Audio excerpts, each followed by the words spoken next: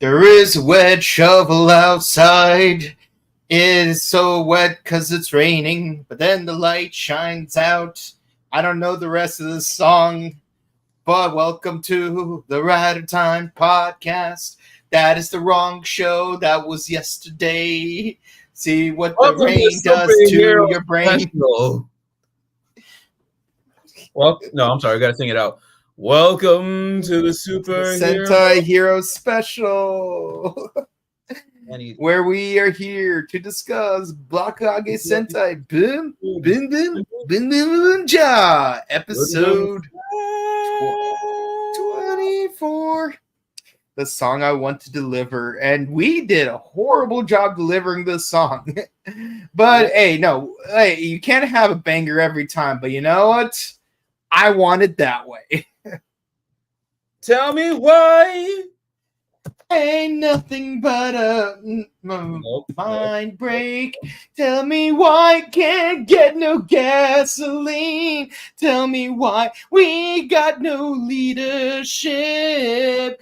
Bakuage Sentai Boonboomger. Backstreet Boys, please don't come after us. Yeah. Or don't come after me. Hey, could be worse. At least we didn't do In Sync. Nah, I don't know what's worse. In Sync was coming after us, or Marvel was coming after us. Yeah, no, because then our subscribers are gonna go bye. Again, go after him. Him. Of course, it's got to be me, right?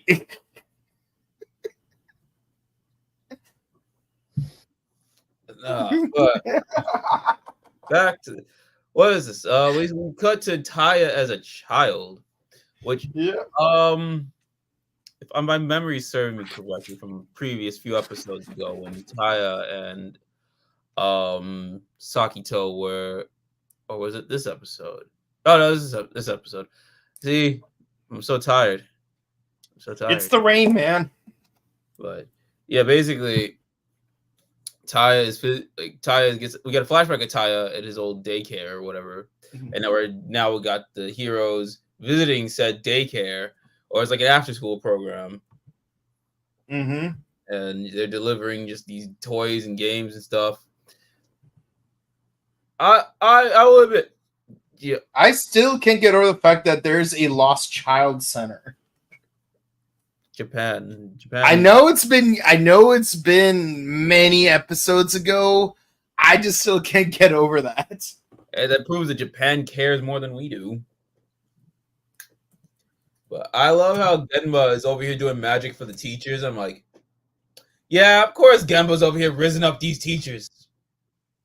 I don't blame him. I don't blame him at all. Have you seen Taya's teacher? Woo! Yeah. I'm glad. Yo, Genba, teach me your magic tricks. I need to rizz up some teachers too. Damn. Well, the most important thing about rizzing people is by trying not to rizz them. Just do you. Just be yourself. Go with the flow. That's called hockey. And then, yeah, exactly. It's like Conquer's hockey. It's like you just gotta feel it instinctually. Oh, I know that. I've mastered it.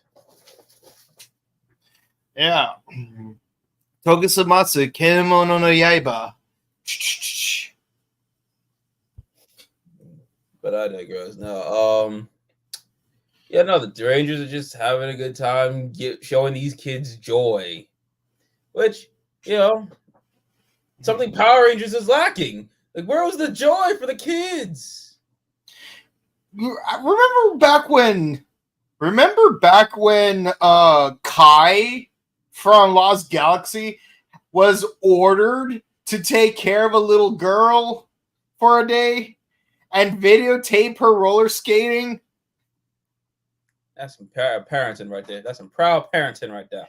Yeah. Remember in Time Force when Lucas had to bodyguard a little girl and then her teddy bear got scorched, so he got her a new one? That's that uncle vibe, man. Remember in Ninja Storm when Hunter had to take care of that little kid who got his hands on Lothor's PAM? See what happened, Power Rangers? Remember when Z had to take care of Sam? See that one created a whole ass Ranger. That created a whole Ranger because of that. What? Remember when Lily not only fixed a garden, but also taught someone else how to be a cheerleader because she was doing someone a solid? And then in the same season, Casey helping that kid with the kite? Or that other kid with the tiger spirit? What happened, Power Rangers? Or remember the time in RPM when Dr. K didn't assault that one kid for saying the S word? Spandex. Hey. None of that slander here. I'm not slandering. I'm saying the truth. None of that slander. But I digress. My point being, Sentai shows it's for the kids, even though Sentai doesn't have a clean record about being for the kids. Cough, cough, Jew Ranger, cough, cough. Cough, cough, Turbo Ranger. Turbo Ranger, Die Ranger, O Ranger, and I'm talking about in the case Sun Vulcan. I didn't see Sun Vulcan. Tokuger. Tokyo. See, Tokuger is perfect because it builds off of my Die Ranger, O Ranger argument. It's like, what do you mean by that? You have kids being the 6th Rangers in both of those seasons, and then you got Tokuger where there are literal children as your whole team. Except for the 6th Ranger. The 6th Ranger. It's opposite. Backwards. And the main villain is their imaginary friend. It's like that Disney film Don't Look Under Your Bed, but in not spandex. Hey, what is with the slander today? What slander? I'm just saying, like, have you ever seen the movie Don't Look Under Your Bed? Literally, the main villain was the main character's imaginary friend. Look, if you want Dr. K to be your op, just say so. Just say so. Look, you're gonna see her next week if she's there at Power Morphicon. I wouldn't know, but hey, if you're gonna be at Power Morphicon, go to Power Morphicon. If you want Dr. K to be your op, just say the S word to her. Be her op. I dare you. You wouldn't do it. No, you wouldn't do it. But I digress. Like Sentai was for the kids. Like, but Power Rangers, like something after Saban bought it back. It's like there's a difference between being a kid's show and being a show that's for the kids. Yeah, and don't say, but what about Megaforce with that whole? No, that never happened. No. The only time Megaforce was for the kids was literally that one scene where they ripped off that scene from Amazing Spider-Man when the car was about to tip over and then Tommy revealed himself. Yeah. That was cool. I can admit that was cool. Yeah. Let's see. But it's like they haven't really done that since, like, heck, even for like Beast Morphers, a season that very well could have done really good, like, for the kids moments. Closest we got is really just that bicycle thing.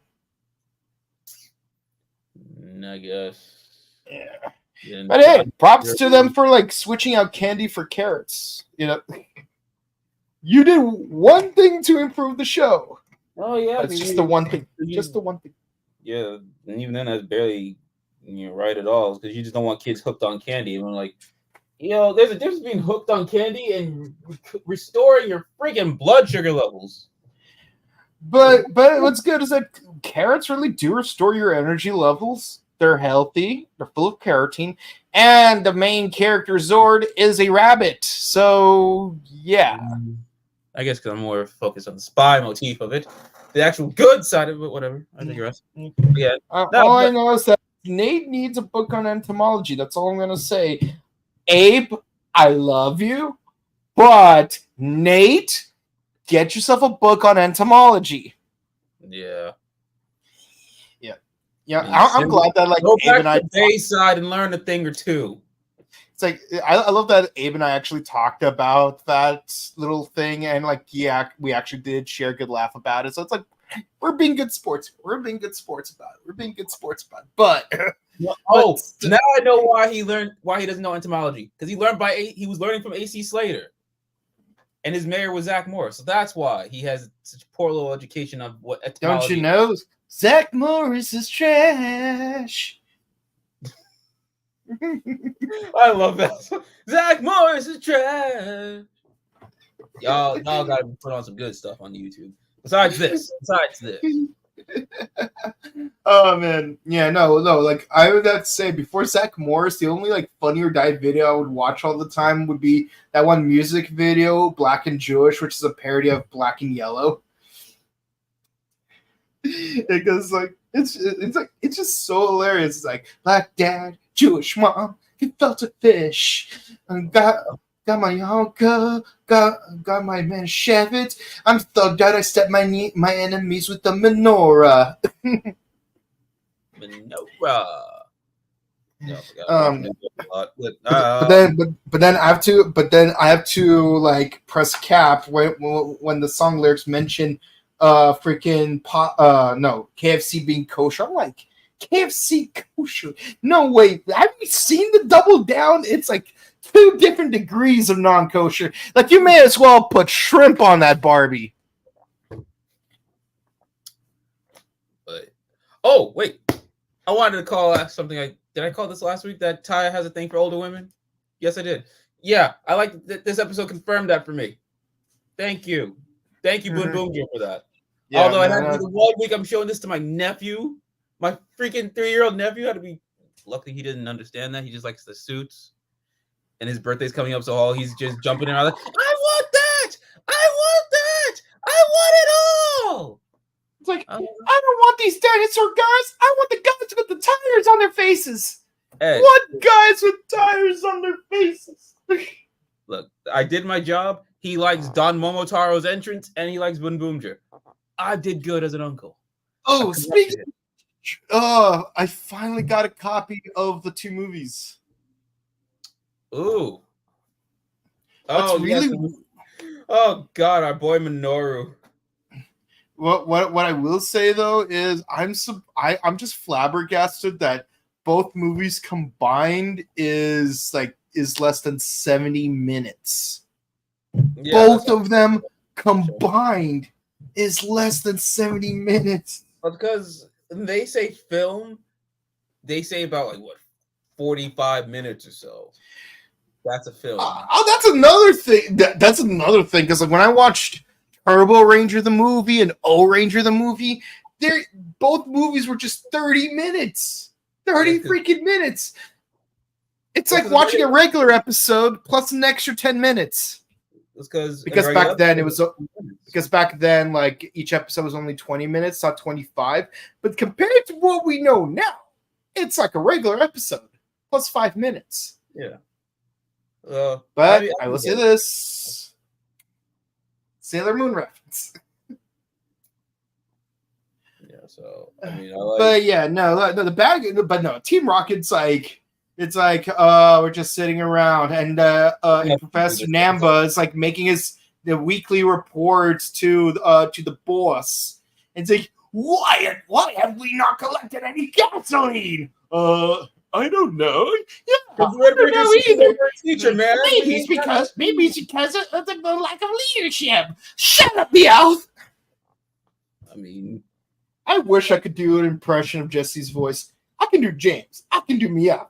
I can do Giovanni. I could do live action Giovanni. But I can't. But I wish I could do Jesse just so I could get the whole thing. Oh, and I could do Butch.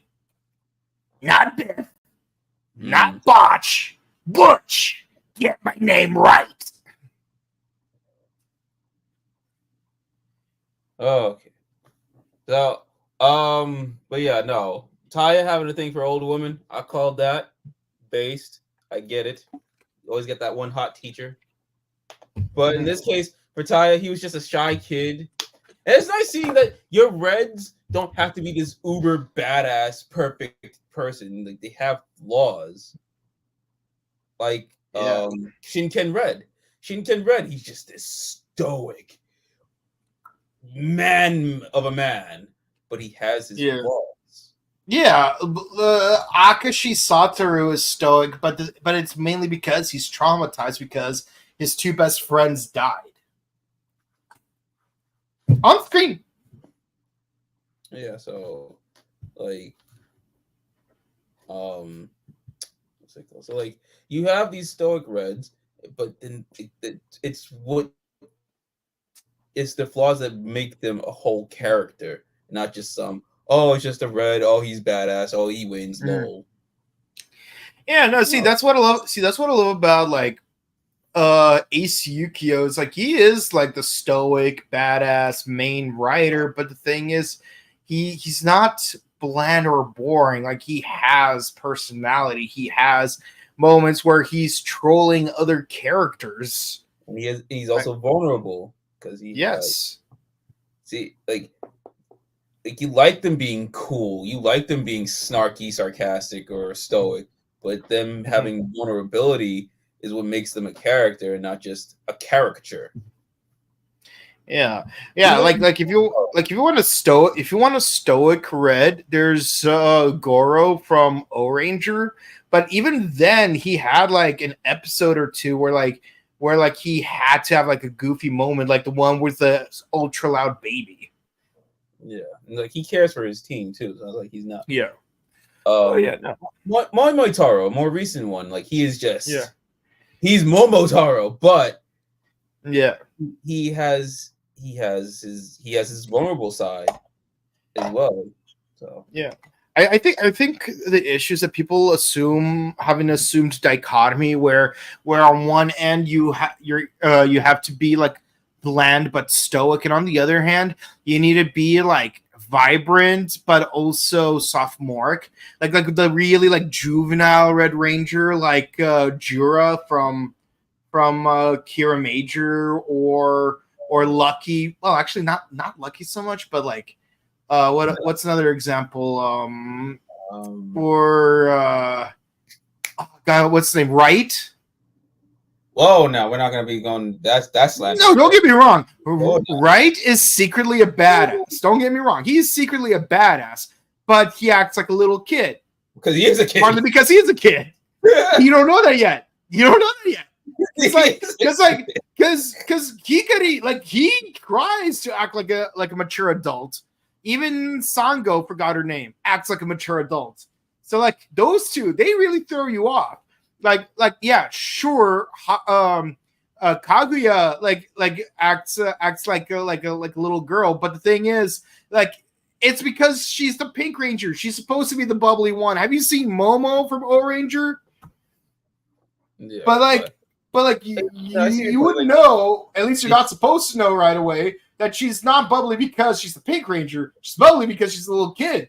But you wouldn't know that because of Pink Ranger tropes.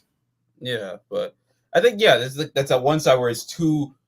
I like to think of a side of like, okay, you got your stoic side, but then you got your silly side. But then there's the ultra kid like, but that's why there's that third thing in the middle where it's like you can be badass, but also not take yourself too seriously. Like Rhea Soul Red, he's uplifting and silly, but he's also a badass. Yeah. Or Momotaro, like he's silly, but he's also a badass. Like he doesn't take himself too seriously. He doesn't even have the concept of taking things seriously. But it's not like he's like super immature, like he's like a little kid. No, he's just that guy. He's him. Yeah. Like if anything, like maybe like in human terms, he might have ASD. He's not human, so we can't properly diagnose him. But like, another example. Jan, Geki Red. Jan, yeah, like he would be on the sillier side. Yeah, he's on. He's more of the silly side, but I like lean him towards more of the middle because he's like closer to the middle compared to some of the other silly Reds. But in terms of dichotomy, he would be like on the silly half of the bipole. but at least like they explain it really well because he was raised by tigers, Yeah, like a like tiger him. version of Tarzan. So like if they explain it well enough, like I don't mind a silly Red Ranger as long as it's like it's justified. Like using them being a teenager as an excuse just doesn't work for me anymore, especially because like we had Turbo Ranger, we've had Mega Ranger. We've had teens as heroes, but Yeah. like a Deca Red, even Aubrey Red, they are silly badasses in a sense, especially with Geki Red and Deca Red. You got to see them continuous on after their series, and they've grown. Yeah. So helps. Yeah, and in the case of Abre Red, like he would join Skip to help Ultraman Arc fight Kaiju. Yeah. Yeah, He did. Yeah, you love when Sentai and Rider ends up in Ultraman. Yeah, But, and then in the English dub, he's voiced by Tony Oliver. no. Yes. Minako Namikaze. Yes. But Saba. mm-hmm. Yep. Oh, Saba is the veteran token of the Skip crew. that makes so much sense. Yeah. Yeah, I mean he did. I mean he was Lupin the Third, and Hap from Gecko State. And I forgot his name, but oh damn! You know what? I just dug this up yesterday. What was his name in that show? Not this end. Bandred. He was. Yeah. Hibiki. Yep. Yeah. Get yourself Bandred, the complete series. I picked this up at Anime Jungle in LA. So. Vandred. So if you're gonna be at Power Morphicon, find your way over to Anime Jungle anytime soon and get yourself some Toku stuff and anime stuff. They do not sponsor us. I just love Anime Jungle. Yeah. Vandred is that anime you were watching way back, wasn't it? Yep. We were going through it last year. Yep, the one that had a premise that was very similar to a Flash game.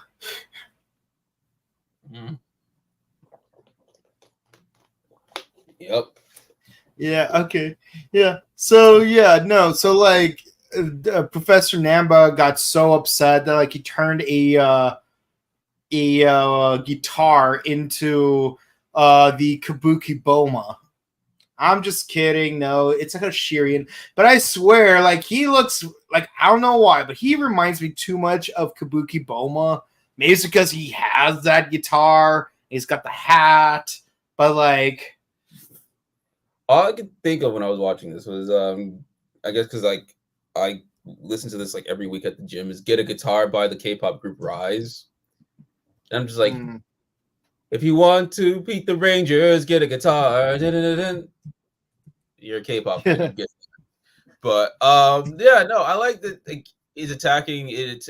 This is where it affects both Sakito and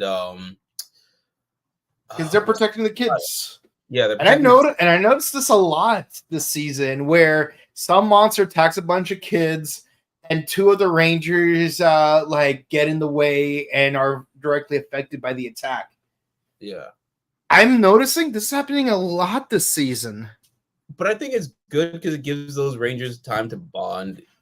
Absolutely. Like I'm just saying, like I it just occurred to me that this trope occurred because it was very few and far in between in like past seasons. But like here it's like, wow, I feel like I'm seeing this like for the sixth time in the past 3 months. But I'll say this, like I'm gonna roll my eyes if there's gonna be an episode where at least one of the Boonboomgers gets poisoned, and then Mira makes a heel turn. and then she's going to pretend that she got affected by the poison, and then she grabs the antidote for the poison so that they could cure the afflicted ranger or rangers, because that literally happened both Turbo Ranger and O Ranger. Oh, maybe it sounds about right. It would depend on who would get poisoned, but in this case, yeah, Sakito and Taya took the hit, and they're both now they're in a deep sleep, living out their childhood. In the case of Sakito, he's being told by his friend, like, "Hey, man, don't have to leave Earth." But I like how in that case, Sakito wakes up immediately, like, "Look, man, if I didn't leave Earth, I wouldn't be a superhero. I wouldn't protect you and your family. I am him." So what do you mean? I have no regrets about the decisions I have made. Who do you think I am? The bad guys from Live Man? Like, so he has no basically. I like it. It's like it affects their minds. Like, do you regret what you did or didn't do in your past?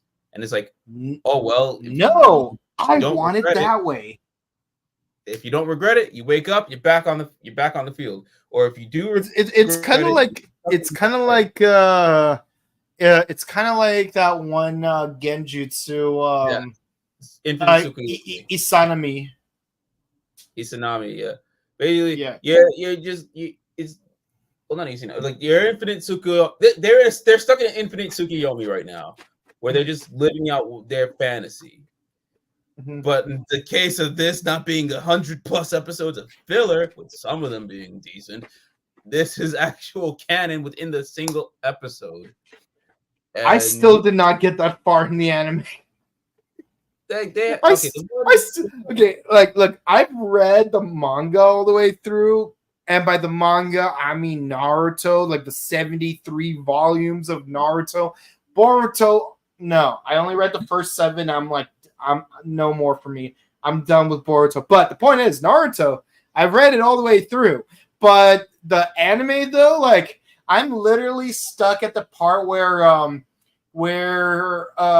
Choji, Inu, and Sakura form a squad for the tuning exam. Oh, good God, no. All right, I'm going to just help you out right now. The only thing I liked about that is literally the first exam, because it's an exam made by Shikamaru, and as you know, I like escape rooms, board games, puzzles, basically anything Shikamaru throws at me, I'm happy to do it. Well, I'm going to help y'all right here, right now. If you're going to watch the filler arc during that time, which is during the war when they're stuck in the infinite Tsukuyomi, like I just mentioned, you're going to watch the What If Naruto Parents Lived, because it's basically retelling the entirety of the Naruto series just from the point of view of the fourth Hokage not dying. And then the Itachi... But didn't they do that in one of the movies, though? Yes, sort of, but this is more of like... Wasn't there a movie where Sakura's dad became the Hokage instead, and he died instead of... Yeah, but in this case, it's like, okay, what if Naruto's parents did live, no one's parents died, and just retelling the entirety of the Naruto story from beginning to end with, the Hokage living. And then the one before that is the Itachi arc, which is actually canon because it's based off of a novel that is canon to the series. So those are the 2 arcs I do recommend to watch if you're gonna watch filler. Yeah. Outside of that, don't worry about it. But like I said, I know that the general Infinite Tsukuyomi is canon, where like everyone's in the cocoons. I'm just guessing that the filler part is we actually see what they see while they're in the cocoons. Well, basically, the Itachi one, that's when nobody's thinking about that. That's just like, oh, we need to place this Itachi novel somewhere here, I guess. Right. And then the one with the Naruto's parents living, that's more from Tsunade imagining Jiraiya still around. So that, but yeah, like I said, so Taya's still asleep after Sakito wakes up because like he had. Oh, by the way, I appreciate that Sakito's like, no one creates an illusion of my best friend and lives. Yeah, like he's like, ho, now you thought you can get me like that? Me? Nah. It's like when Iggy and Polnareff fought Vanilla Ice, and like they made a sand clone of Dio. It's like, even though I recognize that it was only a mere copy of Master Dio, I'm still angry that you made me punch his very visage. Exactly. Yeah, But Taya, he's still trapped. So everyone does the rainbow song. Honestly, though, I'm just relieved that they didn't just randomly make a portal and then out of nowhere Nichigon shows up. It's like, hey, it's me, Nichigon. Look at me. I'm going to help you sing the rainbow song because I love rainbows. Let's all be fair here. That stuff is good if it was split into multiple episodes to actually build upon a grander plot for Haruto to become his final form. But no, we want to do things mid. Whatever. I feel bad because I actually like these characters in Gotchard. I like the minor characters the most. Oh yeah. Yeah, Sabimaru is the best character. No questions asked. Yeah, Rina is the writer. Kajiki, Renge, and Sabimaru are like the three best characters, and not the three actual writers. Rina is main writer. I don't want to hear any other argument. She is the main writer. She's just getting. I'm tired of her getting jobbed out. Why are they jobbing out the best character? Why are they jobbing out the real main writer of the show? Whatever. You got 2 episodes to go. 2 episodes to go. 2 episodes to go. She's popular. You mad because she's better than the main writer? That she's the main writer, and that Spanna is the secondary. He's the true secondary. Y'all mad at that? Y'all mad because we was right? Notice how Kajiki should have been the tertiary. Yo, for real. Notice how when we pointed that out, that Rine's the main writer, Spanna's the secondary, and that Haruto. Kajiki. No, Kajiki should be the third. He should be, but I'm saying in the case of the main writer, that Haruto is the tertiary writer. Notice how when I pointed that out, that Rine started getting jobbed out. Why is that? It's because we were right. Huh, Toei? It's always because we're right. Because like, how many times have we predicted like something like okay, based on what is happening here, this is what I think is gonna happen. Here's what should happen. And do they listen to us? No. They do the very predictable thing we predicted would do, and then do it in a way that's worse than what we say how it should be played out. You know, as a sort of FU to us, who could potentially be much better writers of that specific season. So you're trying to spite us, but you're hurting your audience. You're hurting your bottom dollar. So you're trying to spite us, and like, dude, you want to be Drake to our Kendrick. Notice how well that went this year. Yeah. You went out of your way demanding to be the Drake to our Kendrick. You want that? Then I can be Kendrick. I will be your kicking and screaming to be the Drake to our Kendrick. If y'all want, it's like, Drake loses, right? I don't care. I want to be Drake. Okay. Yeah. Well, just so you know, Drake isn't the Drake, as in from Kabuto. Drake is just Drake. He's just Aubrey, the deadbeat. Yeah, no, like, and I'm not joshing you about this. Like, it's sad. It is sad. And notice how when Kendrick came back, he took his time. Yeah. We'll take our time. We're patient. Yeah, it's like the Tyrell House motto: growing strong. Like I was like reflecting on some things because it's the 5th year anniversary of Game of Thrones, and amongst the many things that I've come to realize is Marjorie's a better queen than Daenerys. You just done it? I was day one. I'm Marjorie day one. Oh no. I mean, I went deep into it. Like just now, I went deep into the why and the how. Nah, I just knew off rip. I knew from her vibe. I'm like, she's my queen. That's my queen. I knew off rip. I was day one. I'm day one, Marjorie. But yeah. Because people were too focused on Dany versus Cersei, they didn't stop to think about Dany versus Marjorie, and Marjorie would still be the superior queen. Because she was the hottest one of them all. Not just because of that, but because she got her ish together a lot better. He was smart. She was smart. Yeah, and powerful. Yeah, like you know what Danny's playbook is. Make a mistake, burn it to the ground. Make a mistake, burn it to the ground. Make a mistake, Valar Morghulis.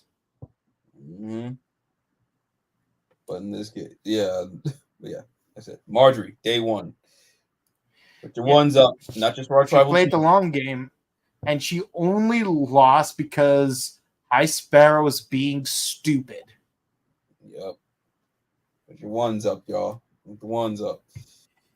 But going back to this, like everyone sings the Rainbow Song that wakes Taya up, and because he was. I think I love that about Taya. He loved her. He didn't just have a crush. He loved her because she brought him out of his shell. Yep. And then like everybody singing the song, he's realizing like, yeah, you're not the real one. You did what you did for me then. I will always cherish, but now what you are now is not what you were. It's like it's all good because I'm him now. Mm-hmm. I am him, and he is me. I am all together. Now I'm gonna goo shoot the hell out of this monster. 119. Stand by. Complete. Water gun that thing. He's a kid. He was an adult, and that's weird. It just like proved that his feelings were genuine. He was just a shy kid, and he was. I think it was not even love. It was more of like he was just able to connect with somebody. Yeah. I mean, that is a form of love. It's just not a romantic form of love. Yeah, it's not romantic. But it's nowhere near as creepy as Kamen Rider Go, where like the main character's childhood babysitter is like freaking flirting with him like 10 years later. I mean, iCarly did it too. Yeah. Creepy. Very creepy. But yeah, so the monster like becomes big like he usually does. But here's an interesting thing.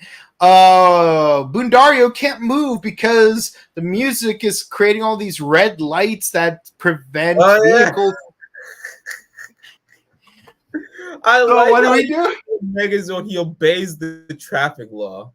He's compelled to obey it.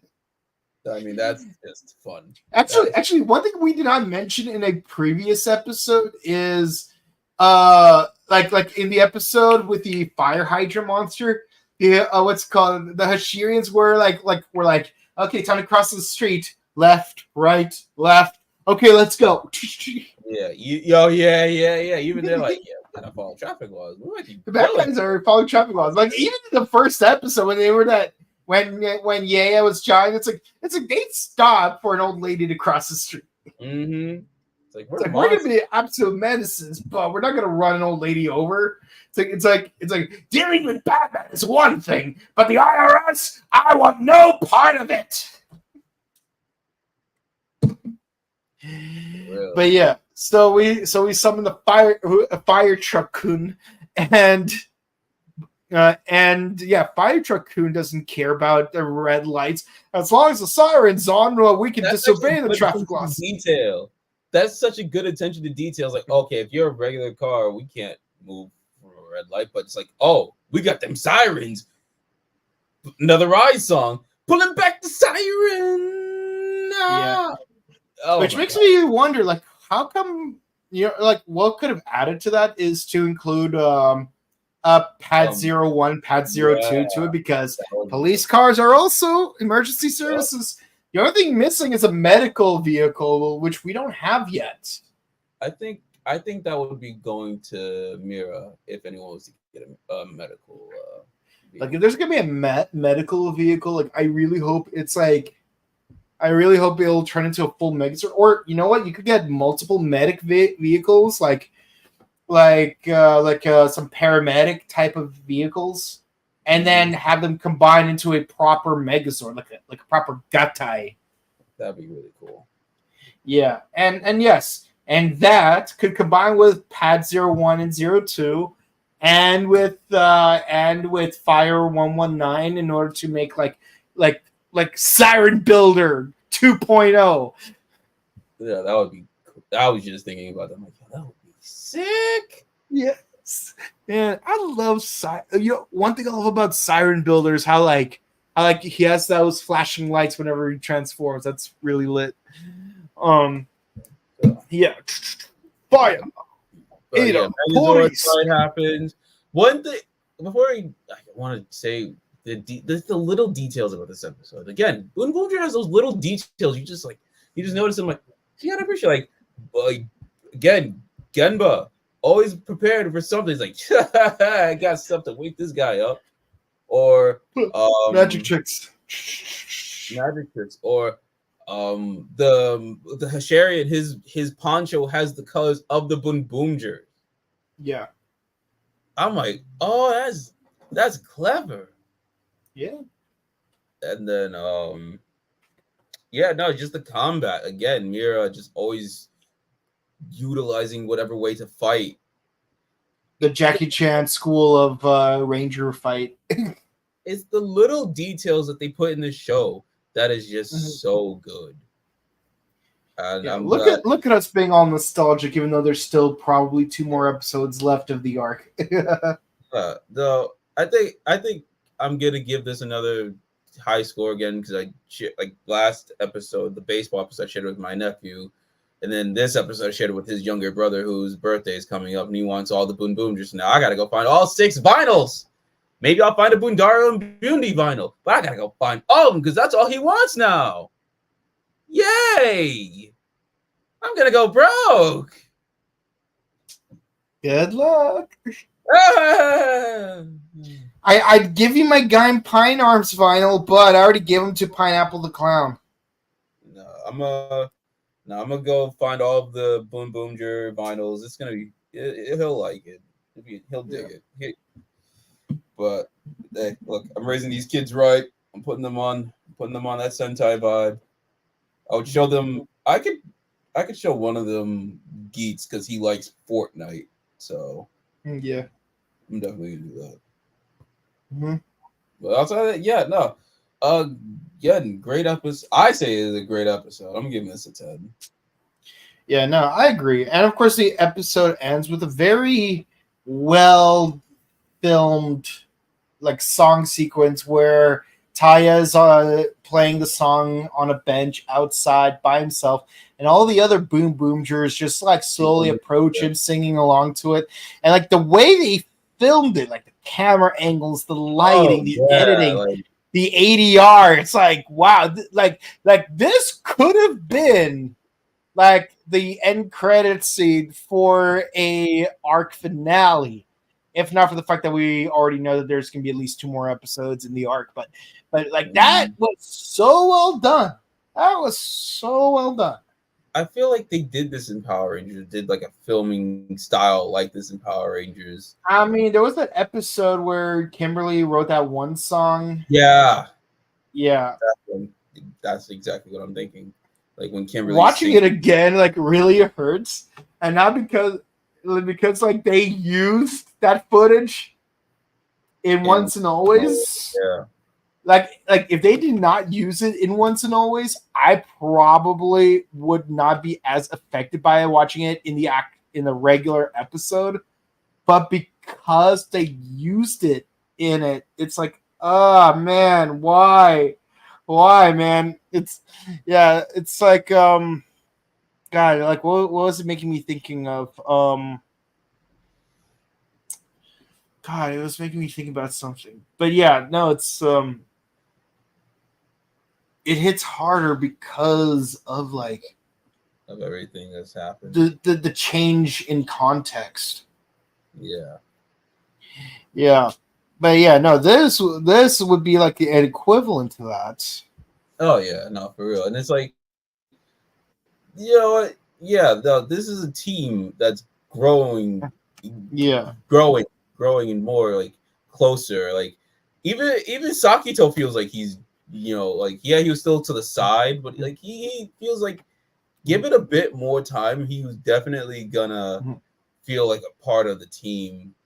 Yeah. Especially looking at the preview for the next episode, it feels like that's definitely it. I'm being proven right that he's actually more part of the team, especially whatever shenanigans Orochimaru tries to pull. Yeah, for for me, I will say this. You brought up something very interesting to me that remind me of 2018 Power Morphicon at the 6th Ranger panel. First of all, props to Philip who played Merrick from Wild Force. He was like holding down the fort for like 5 solid minutes by himself before like any of the other 6 Rangers showed up. And there was this really good question like at the very beginning of the panel where it's like, what is it like joining the team midway through the season when everyone else have already had time to develop their chemistry with each other? And that was like a really interesting question. And like, so like when you brought up that like Sakito is like now part of the team, it's like that made me think a lot about that question from Morphicon 2018. Yeah, it is a good question because it's like how do you how you have this team, you build a rapport with them, but then you add the 6th hero, and it's like they go about it in different ways, how they incorporate them into the team fully, but it always tend to work out. Especially like interesting examples, Juo the World. He definitely started off rocky, but he felt more part of the team. Yeah, especially with the female members of the team. Like I love seeing him build that rapport with them, especially. Well, what was another? One thing I am not a fan of when it comes to like adding a 6th Ranger is when they focus his rapport building only with the Red Ranger. Like, for example, like if like the 2 characters are brothers, for example, I'm not saying it's bad all the time. I'm just saying like Jew Ranger is an outlier because that was the first time. We can accept yeah. But like when it's like Ninja Steel, for example, it's like you're so focused on only building the rapport with just the Red Ranger. It makes me wonder like what kind of relationship you're establishing with the other Rangers. If at all. It could have been done better. Yeah.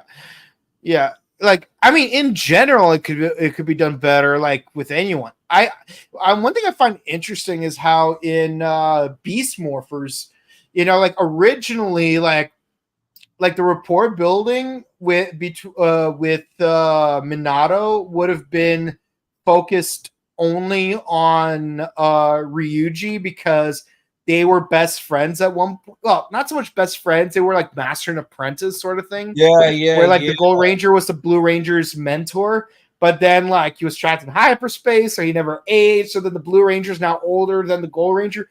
But the thing is, like that senpai kohai relationship is still there. But then in Beast Morphers, they kind of changed it up where instead of having the Gold Ranger build rapport with the Blue Ranger, he's building rapport with the Yellow Ranger. In both cases, I do appreciate that it's not the Red Ranger he's building it with, but it is an interesting change up. Yeah, but no, it's definitely interesting here where Sakito, he's still a little bit of like he's still new, but he still feels part of the team, and it's gonna grow more moving forward. So and I like I said, it's the little attention to details you notice in this season. It's just like it's so good. That's why again, this episode is a 10. Yeah, no, this episode is a 10 too. Yeah, I agree.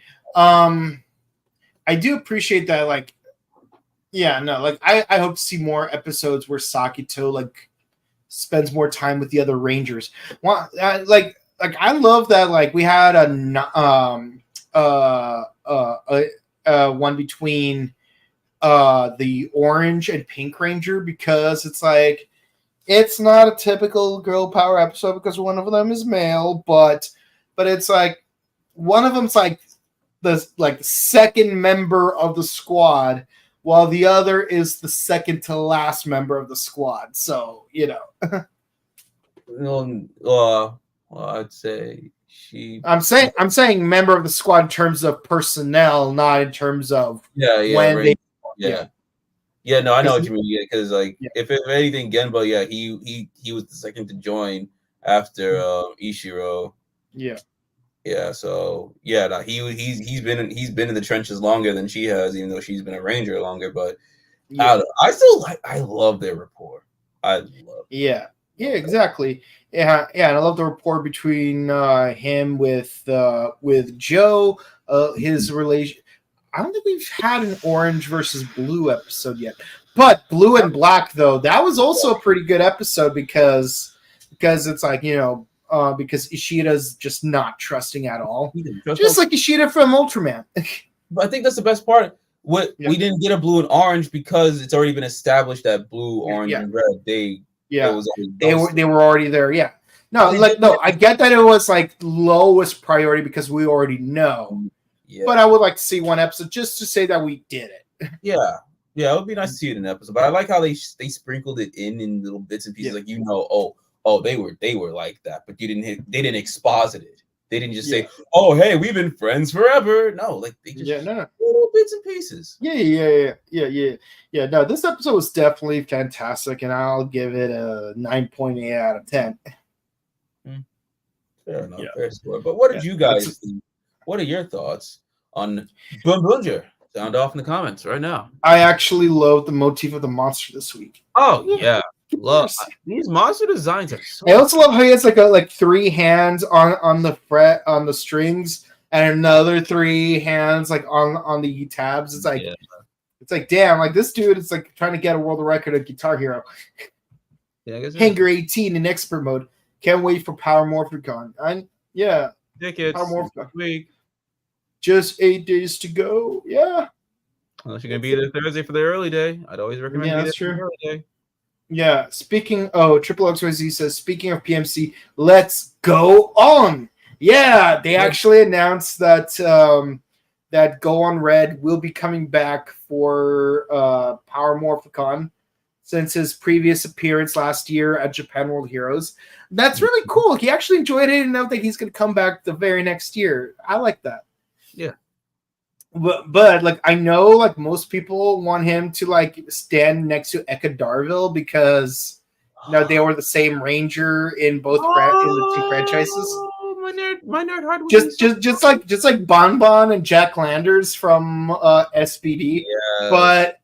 But like what I really want is for Sosuke to be with Ricky from Turbo Ranger because they're both car seasons.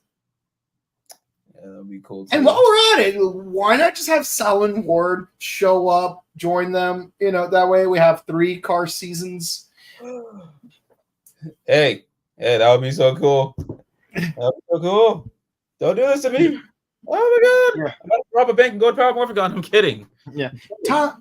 Turbo, power up. Shifting turbo. Engine so settle. Let's go on. But yeah.